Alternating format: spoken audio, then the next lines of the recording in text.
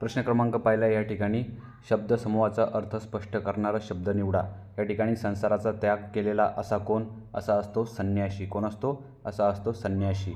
त्यानंतर बघा ह्या ठिकाणी पुढील शब्दाचा अचूक शब्द ओळखायचा आहे। काय आहे? जलद या शब्दाचा अचूक शब्द ओळखायचा आहे। तर याचं बरोबर उत्तर काय होईल? तर याचं बरोबर उत्तर होईल मेघ आणि वेगवान हे याचा अचूक शब्द आहे जलद या शब्दाची। त्यानंतर बघा मूळ म्हणीशी जुळणारी म्हण कोणती आहे?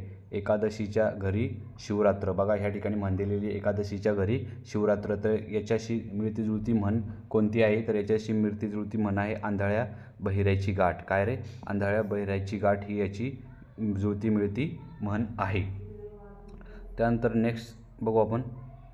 या ठिकाणी बघा वाक्यप्रचाराचा अर्थ सांगायचा आहे। चंदन करणे या ठिकाणी काय आहे? चंदन करणे। तर याचा तुम्हाला अर्थ सांगायचा आहे। चंदन करणे म्हणजेच काय? नाश करणे। काय? नाश करणे। त्यानंतर 5 नंबरचं बघा अतिशय धनसंपन्न या शब्दाचा अर्थ नसलेला पर्यायामधून निवडायचा आहे, शब्द निवडायचा आहे अतिशय धनसंपन्न। तर याचं जे बरोबर उत्तर आहे हे होणार आहे नृसिंह। लक्षात ठेवायचं आहे। बघा अतिशय धनसंपन्न म्हणजे काय? नवकोट नारायण म्हणजे श्रीमंत, कुबेर म्हणजे श्रीमंत आणि गर्भ श्रीमंत म्हणजेच श्रीमंती। लक्षात ठेवायचं आहे। याचा नृसिंह म्हणजे हा एक वेगळा शब्द आहे, याचा अर्थ नसलेला पर्याय आहे। त्यानंतर बघा 6 नंबरचा प्रश्न या ठिकाणी विनय या शब्दापासून तयार केलेले झालेले विशेषण ओळखायचे आहे। विनय या ठिकाणी ऑप्शन दिलेले आहे विनयंता, विनंती, विनयशील आणि विनयशील आहे आणि एक विनयशीर आहे। तर ह्या ठिकाणी बरोबर उत्तर होणार आहे विनयशील हे याचं योग्य उत्तर आहे। हे जे काय आहे याच्यामधलं विशेषण आहे विनयशील। त्यानंतर बघा ह्या ठिकाणी 7 नंबरचा प्रश्न दिसतो तुम्हाला अपूर्ण भूतकाळाचे उदाहरण या ठिकाणी तुम्हाला ओळखायचे आहे। अपूर्ण भूतकाळाचे उदाहरण तर ह्या ठिकाणी कोणते आहे? राजेश रडत असे, राजत रडला होता, त्यानंतर राजेश रडला, त्यानंतर राजेश रडत होता। तर याच्यापैकी बरोबर उत्तर कोणतं आहे रे? तर याच्यापैकी बरोबर उत्तर आहे पर्याय क्रमांक 4 नंबरचं राजेश रडत होता। हे काय आहे रे? अपूर्ण भूतकाळाचं उदाहरण आहे। त्यानंतर नेक्स्ट बघा या ठिकाणी कृष्ण आणि अर्जुन यांसारखे बघा कृष्ण आणि अर्जुन सारखे मित्र नाहीत या वाक्यप्रचाराचा प्रकार ओळखायचा आहे, वाक्याचा प्रकार ओळखायचा आहे। म्हणजे ह्या ठिकाणी आणीनं वाक्य जोडलेलं आहे। तर आणीने वाक्य जोडलेलं हे कोणत्या वाक्याचा प्रकार होतो? केवल होतं, संयुक्त होतं का मिश्र होतं? तर याचं बरोबर उत्तर आहे आणि व न जोडलेलं वाक्य कोणतं राहते? केवल वाक्य राहते। काय राहतं? केवल वाक्य। त्यानंतर बघा समोरचं आहे पूर्वरूप संधीचं ह्या ठिकाणी एक्झाम्पल सांगायचं आहे तुम्हाला। घामोळे मनस्ताप, मनस्ताप पण नाही होणार, त्यानंतर निस्तेज पण होणार नाही। आता 2 ऑप्शन राहिले, एक पररूप आणि एक पूर्वरूप। तर या ठिकाणी बरोबर उत्तर होणार आहे पूर्वरूपचं उदाहरण आहे खिडकीत। लक्षात ठेवायचे पर्याय क्रमांक जे आहे 3 नंबर त्याचं बरोबर उत्तर आहे। त्यानंतर हे जे आहे तुम्हाला समोर दिसते घामोळे हे पररूप संधीचं उदाहरण आहे। काय याचं? पररूप। लक्षात ठेवा पररूप।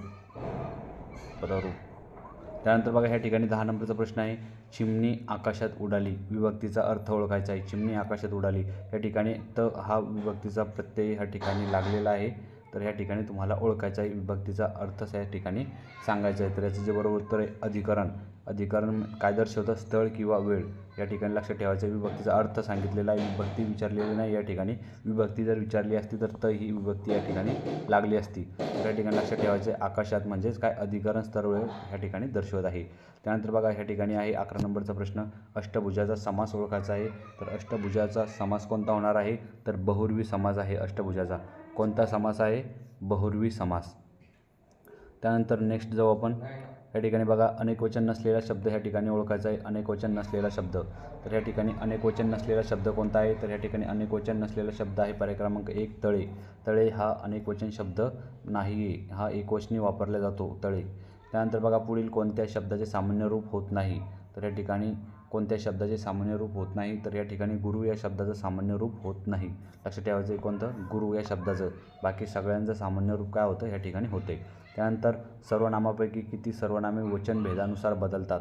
तर किती सर्वनामे हे वचनभेदानुसार बदलतात?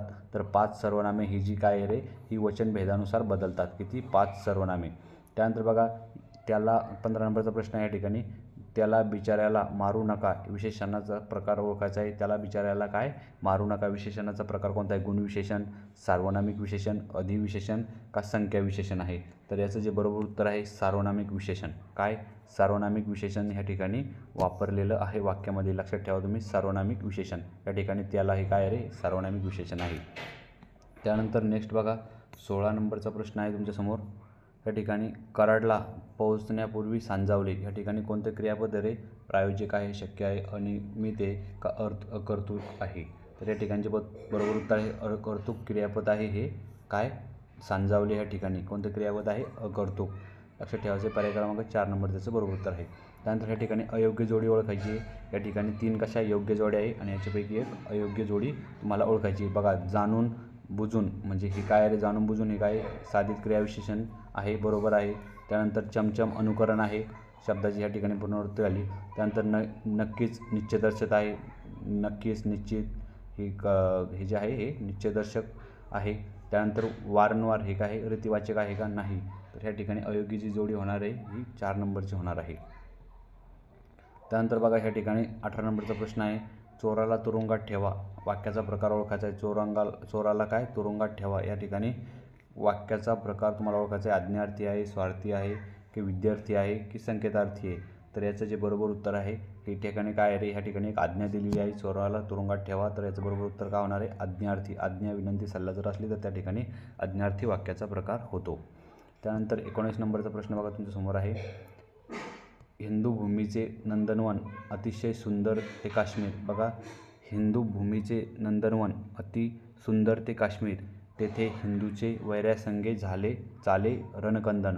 अलंकार ओळखायचा या ठिकाणी. तर कोणता अलंकार होतो ह्या ठिकाणी तर ह्या ठिकाणी रूपक अलंकार होतो. कोणता अलंकार होतो रूपक अलंकाराचं वरील उदाहरण आहे. त्यानंतर बघा मातीत ते पसरले अतिरम्य पंख केले. बघा मातीत ते पसरले अतिरम्य पंख केले वरी उदर पांडुर निष्कलंक. या ठिकाणी तुम्हाला ओळखायचं आहे. या ठिकाणी वृत्त ओळखायचं आहे कोणतं आहे या ठिकाणी अक्षरगुण वृत्त ह्या ठिकाणी ओळखायचं आहे. तर ह्या ठिकाणी जे बरोबर उत्तर आहे ते होणार आहे पर्याय क्रमांक 2 वसंत तिलकामधलं हे काय रे एक्झाम्पल आहे अक्षरगुण वृत्ताचं. त्यानंतर बघा समोरचं आहे जिंकू किंवा मरू. ह्या ठिकाणी काय ओळखायचं आहे तुम्हाला रस ओळखायचा आहे. ह्या ठिकाणी काय रे वीर रस ह्या ठिकाणी तुम्हाला दिसतोय. वीर रसाची उत्पत्ती दिसते. भयानक रस नाही आहे त्या ठिकाणी येणार नाही हे पण लक्षात ठेवा. या ठिकाणी बरोबर उत्तर होईल वीर रस. काय वीर रस पर्याय क्रमांकाची 3 नंबरचं बरोबर उत्तर आहे. त्यानंतर 22 नंबरचा प्रश्न बघा समोर आहे. या ठिकाणी कडाकड फोड नभ. बघा कडा फोड नभ उडव अडू मक्षिका. काव्यगुण ओळखायचा या ठिकाणी कोणता काव्यगुण आहे. तर या ठिकाणी काव्यगुण ओज हा काव्यगुण आहे. बघा मराठीमध्ये कशाप्रकारे प्रश्न विचारण्यात येत आहे लक्षात ठेवा. तुम्हाला हे काव्यगुणाचे चॅप्टर बी तुम्हाला करणं कंपल्सरी आहे. त्यानंतर 23 नंबरचा बघा विधान अधिक स्पष्ट करण्यासाठी रिकाम जागा हे चिन्ह द्यावे लागते. एखादं विधान आपल्याला स्पष्ट करायचं असलं तर कोणतं चिन्ह यूज करावं लागतं तर अपसरण चिन्ह त्या ठिकाणी यूज करावं लागतं. अपसरण चिन्ह कशा प्रकारचं राहतं रे असं डॅश टाईप राहतं अपसरण चिन्ह. त्यानंतर 24 नंबरचा प्रश्न आहे. आपले टोटल 25 प्रश्न घेणार फक्त आपण स्लाईडमध्ये. शेवटचा प्रश्न आहे आपला अभंगगाथा या काव्याचे अभंगगाथा या काव्यग्रंथाचे लेखक कोण आहे. अभंगगाथा या काव्यग्रंथाचे लेखक कोण आहे तर याचे लेखक आहे संत तुकाराम. कोण संत तुकाराम. त्यानंतर अशुद्ध शब्द ह्या ठिकाणी ओळखायचा आहे. तर या ठिकाणी अशुद्ध शब्द औद्योगिकरण हा अशुद्ध शब्द आहे. बाकी सगळे काय आहे रे शुद्ध शब्द आहे. काय नीती पण शुद्ध शब्द आहे. सहाय्यक पण शुद्ध शब्द आहे आणि अनुसूया याला दुसरी विलांटी सहला दुसरा उकार आहे हा पण शुद्ध शब्द आहे. अशा प्रकारे आपण मराठी व्याकरणचे 25 प्रश्न आजच्या व्हिडिओमध्ये घेतलेले आहे. निश्चितच तुम्हाला हा व्हिडिओ आवडला असेल तर व्हिडिओला लाईक करा. तुम्ही जर आपल्या चॅनलवर पहिल्यांदाच असाल तर चॅनलला सबस्क्राईब करा. भेटूया नंतरच्या व्हिडिओमध्ये. तोपर्यंत जय हिंद जय महाराष्ट्र.